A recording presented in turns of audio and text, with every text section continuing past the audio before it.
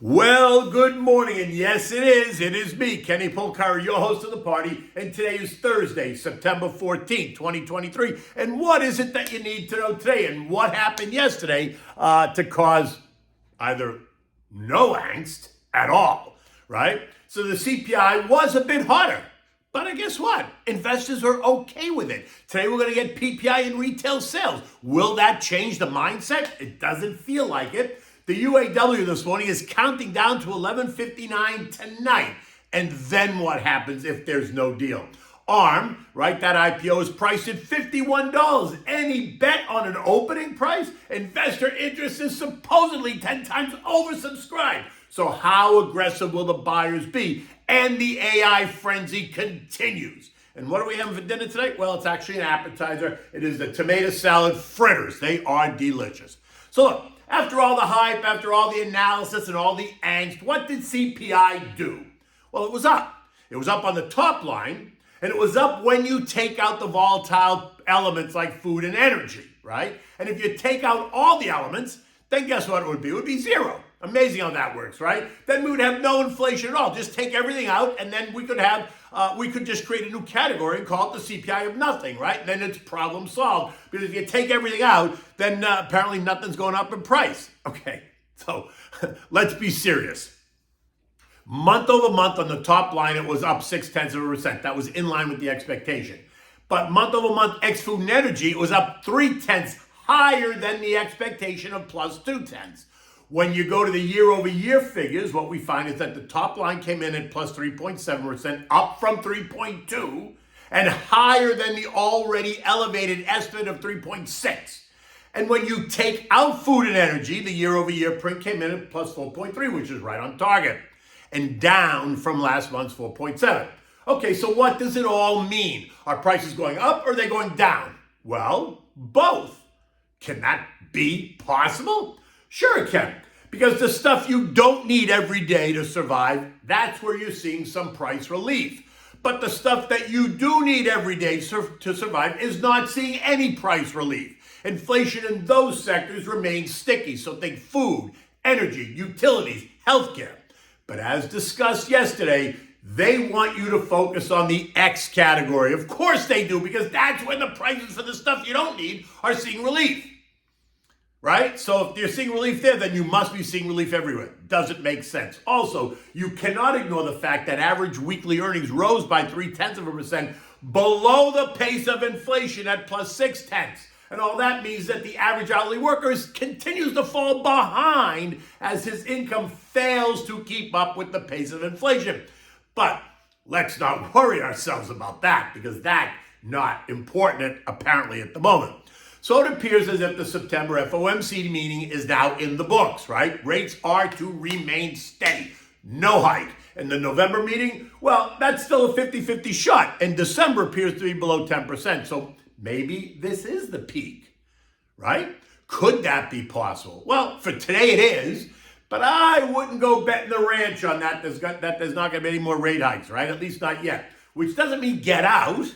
It just means proceed with caution, because my sense is that the sticky part will remain sticky, and that is what's going to cause the Fed to have to do one of two things.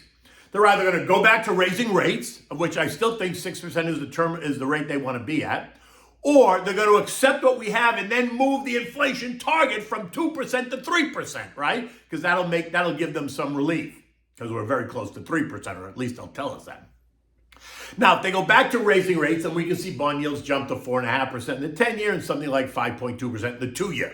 If they choose to raise the acceptable inflation rate, right, from 2% to 3% and do nothing on rates, then I think bonds settle right in here at the 4.3% on the 10-year, and the 5-year maybe is going to be at the 2-year is going to be at like 5%. Shorter duration bonds are going to remain yielding 5.5%, and that's going to continue to be a headwind for stocks, at least for now. Right? You see, this has to happen because investors have to kind of get used to this new paradigm. If this is where we're going to be, okay, so then let's reevaluate. Yesterday, stocks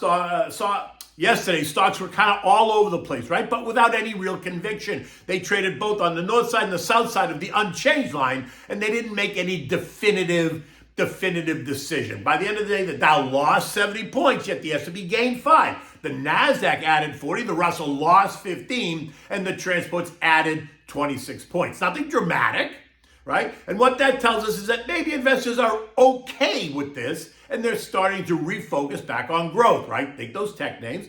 It appears that, as it appears, we might be peaking on rates. Now, the growth trade, the SPYG, did gain 0.25% yesterday, while the value trade was flat. On the year, the growth trade is outperforming value by 2 to 1. Of the 11 broad sectors, industrials, energy, basic materials, and real estate ended the day lower. Real estate down the most at 1%, while tech, utilities, consumer discretionary, consumer staples, healthcare, and communications all ended the day higher. And once again, I point you to the utility sector. The XLU rallied by 1.2%. Guess what? The best performer of the day, right? A decent move for what is considered really a boring, not so sexy sector. But remember, it is an important sector as it offers insight into what investors are thinking about what the Fed will do, and it is also the ultimate defensive play if you're worried about volatility. And while the group was off 13% year to date as of last week, it has since gained 5%, right? Individual names have gained even more as investors are betting that rates have peaked, but volatility may not. Gavish? Now, while it's still the worst performing sector on the year, it is worth keeping your eyes on just because it is the worst performing sector.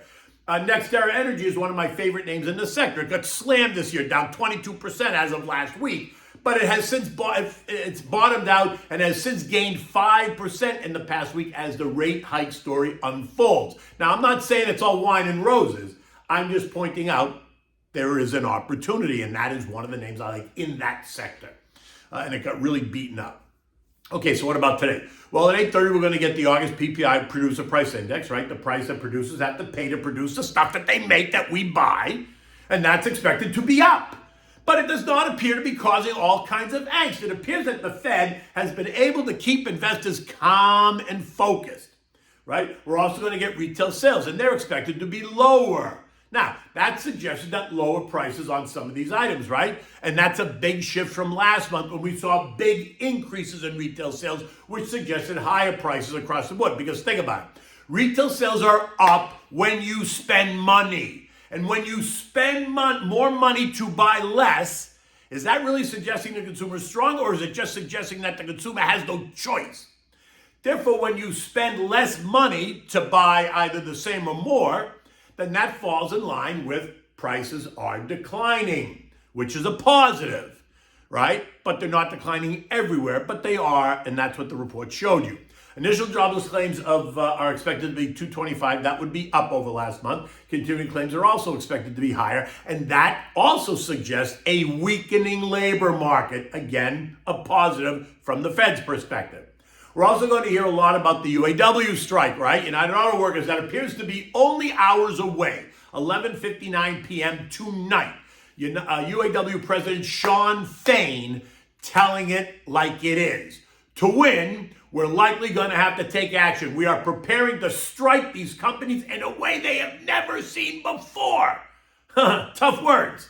Now, he's suggesting targeted strikes rather than an all-out strike, creating all kinds of chaos and confusion. While acknowledging that they are making progress, he said that they are still very far apart on key priorities. So let's see how that works out. And then today we got the ARM IPO, right? That massive Masayoshi-san IPO, right? The big AI thing. It's all very exciting. They priced the deal at $51 a share while telling us it is 10 to 15 times oversubscribed, which means if that's true, that then they're going to see a significant pop in the stock on the open. What do you say? 50% maybe? And that will depend on how much of a frenzy they can create. Now, they'll do that exactly for one reason. They would love to see the stock surge, right? Because that would only add more hype to the AI story. And it would reward those players that supported the deal. It would then cause more investors to want in, right? Creating a buying frenzy. On the other hand, it reflects how much money they actually left on the table, which is an issue for some. But when Masayoshi-san still owns 90% of the stock, does he really care? No, he doesn't. But you can bet if he was selling his total position, he would care very much about how much they left on the table. In any event, expect us to drag on all morning, right, as NASDAQ tries to get it right. But I fully expect, they'll create all this hype and the stock will pop and, oh my God, that'll be AI story of the day and of the week and of the month and of the year. U.S. futures this morning are up. Dow futures up 85, S&P's up 14, the NASDAQ up 50, the Russell's up 8. I think the action is more relief that the CPI was not even hotter than it was. Right? But I continue to think that it feels toppy here. We remain below the trend line at 44.80, and I expect that if we test it again today, that we're also going to fail, right? I remain in the camp that we're going to churn lower over the next 4 weeks. Not a disaster, all right, before the start of earnings season. But at worst, we'll find support at the intermediate term trend line, which right now is at 43.56-ish. This morning, oil is trading up 89.20. Gold is trading down $5 at 19.27, while the dollar index is holding steady at 104.76. European stocks were weaker when I got up, but have since turned higher. Italy lagging, it's only up 0.1%, while the UK, on the other hand, is up nearly 1%. Investors are preparing for the ECB and the Bank of England policy moves. Right now, it appears to be split on a hike or no hike, right? Evidence is building that a recession is coming to the Eurozone, and the surge in oil prices is not helping the inflation story. But sit tight, because there's more to come on this story. The S&P ended the day yesterday at 44.67, up 6 small points. We remain below the trendline resistance, and I said that, and I continue to believe that that's going to be the case until we enter earnings season, which is like 4 weeks out. The hotter CPI figure did little to rattle investors, in the sense that the Fed is holding rates steady appears to be okay.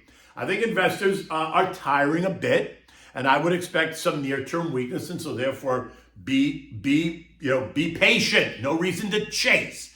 I'm not expecting a big sell-off at all, but I am expecting some weakness. In the end, I think we end the year right where we are, 4,500-ish on the S&P. Okay, so now for the tomato salad fritters. These are delish, and they're so easy to make, and you use them as an appetizer at your next informal party. So for this, you need the tomatoes, flour, a block of feta cheese, red onion, baking soda, fresh mint, dried oregano, salt, and pepper. Dice your tomatoes like you're making a tomato salad. Not tiny, but, not huge, but, dice them. You're going to need about 2.5 cups of diced tomatoes. Now you're going to slice your red onion, you're going to chop them in, you're going to place all this in a large mixing bowl, like you do, season it with salt and pepper, and then take dried oregano, put that on there, mix it all up. Now add the feta cheese, crumble it right all into the thing. Add 1 cup of flour slowly, a half a teaspoon of baking soda. Mix it well so that the tomatoes are all coated and the mixture is thick. It shouldn't be dry, but it shouldn't be soaking wet either, right? Now, add vegetable oil to a deep pot, enough to make like a deep fryer, and then you're going to fry the fritters. You're going to use a large spoon. You're going to scoop out the tomatoes, the tomato salad. You're going to drop the batter into the hot oil, and you're going to deep fry it until it becomes golden brown, right? It's not going to take very long, so don't run away. Remove, when they're nice and golden brown, remove it and place it on a paper towel just to drain the excess oil.